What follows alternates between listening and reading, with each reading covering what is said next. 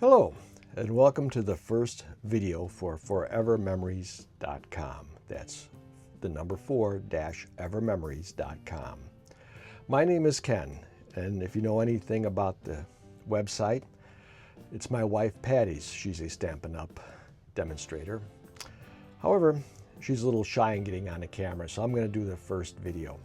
And if you like it and you want to see more, why don't you comment below and give her a little nudge and push and tell her you want to see some of her creative stuff. She's got some great little cards she made for Christmas and birthdays. Handmade, very simple, and I think it'd be a fun project to put on a video for some of you people that just might want to give it a try. Anyway, for this first video, we've got this Ohuhu marker, if I'm saying that correctly. I don't know who came up with that name, but this is probably a marker many of you people have. It's double-ended. You can work it from both sides. The problem she had was in storing it. She had it in a bag, and they were all stored like this. They were on top of each other, and they fit a lot in the bag. However, when you go to pull one out, they're not really organized. You got to weigh the other ones to make it more difficult. So she asked me to come up with something, and I came up with this. Just a container. It's based on the Gridfinity system. If you look at the bottom, you can see the grids. However, in the Gridfinity system, it's made to go like this. Well, we're not using it that way. We're using it this way. I suppose if you really want to be fancy, you can make the Gridfinity square, put it on the wall behind it, and slide this into it. If you want, you can do magnets behind there or whatever to hold it in place. The nice thing about this is it's a 7x7 or 49 square box to hold the pens. It's fairly solid. I'll give it, you can see I'm pushing quite good. Well, maybe I'll put it this way. I'll give it pushes from both ends. You see there's really no deflection in there. The markers fit right in. They come out and they're going to go on their side like this. Just to give you an example.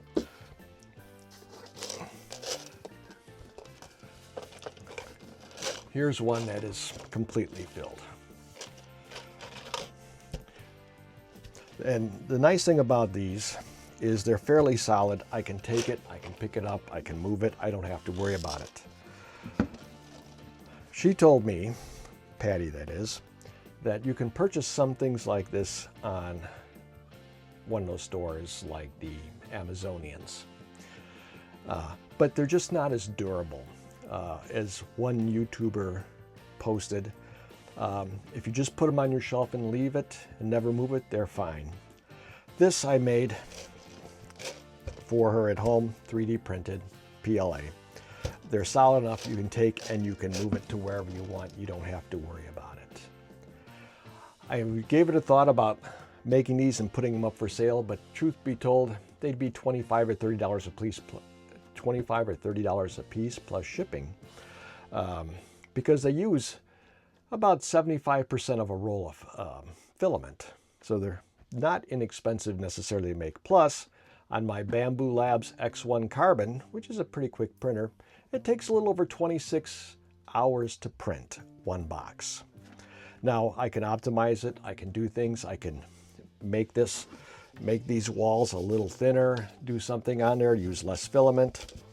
But as my wife said, I'm just doing it one time and I'm going to be done. So I made them like this to be strong.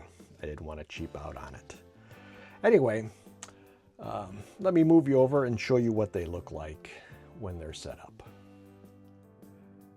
Okay, here it is in their entirety.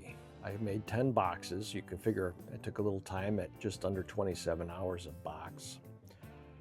And this is the entire set of markers that they have.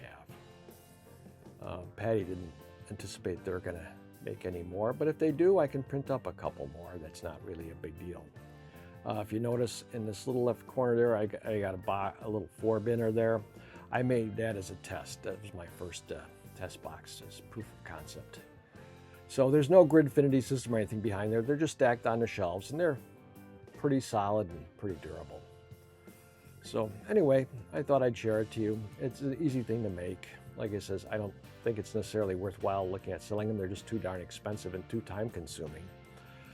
But if somebody really wants, let me know. Also, if you could do me a favor, please like and subscribe to this video, and also post some comments. Encourage Patty to get on there and share some of her cards. She makes Christmas cards, birthday cards. They're nice. They're all handmade, obviously, and they're simple enough, I think, that even a beginner can do it. She can walk you through the whole thing, and it's all done with Stampin' Up products. As I said, she's a Stampin' Up demonstrator, so please give her a little nudge down in the comment section to have her get started and get some videos out there. All right? Thank you, and you guys all have a great day. Bye-bye.